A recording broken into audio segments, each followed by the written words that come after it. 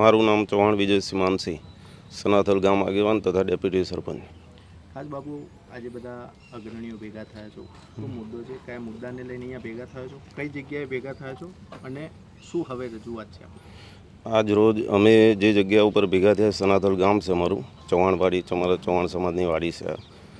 અમારો જે મુદ્દો છે એ મુદ્દો જે અમારા ગામના ભગવતસિંહ ચૌહાણના પરિવારના જે ધ્રુવરાજસિંહનો જે બનાવ બન્યો જૂનાગઢ ખાતે, અને એ બનાવ જે બન્યો એમાં મુખ્ય આરોપીમાં દેવાતભાઈ ખાવડ કે જેમને ધ્રુવરાજસિંહ ઉપર ગાડી ઉપર હુમલો કર્યો.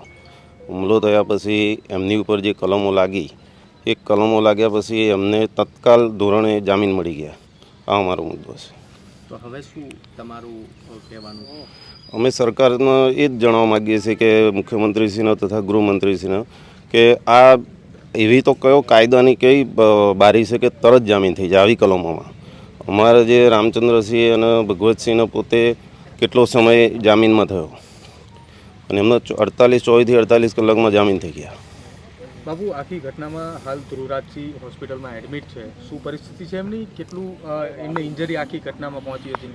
ધ્રુવરાજસિંહને પગે ઓપરેશન છે અને હાથે બી છે. ટોટલ 5 ઓપરેશન છે એમના અને હજુ હોસ્પિટલાઇઝેશન છે. ઓકે. ખાસ જો આગામી દિવસોમાં તમે જે પ્રમાણે અત્યારે કહી રહ્યા છો કે આ કલમો કેવી લગાઈ છે કે જેના કારણે આપી દીધું, તો જો આગામી સમયમાં કંઈ સ્ટેન્ડ નથી લેવાતું અથવા તો તમે કઈ જગ્યાએ રજૂઆત કરશો, કઈ રીતની આગળ તમારી આ લડત ચલાવશો? અમે કાયદાની રૂએ જે કંઈ થતું હશે એ કરશું.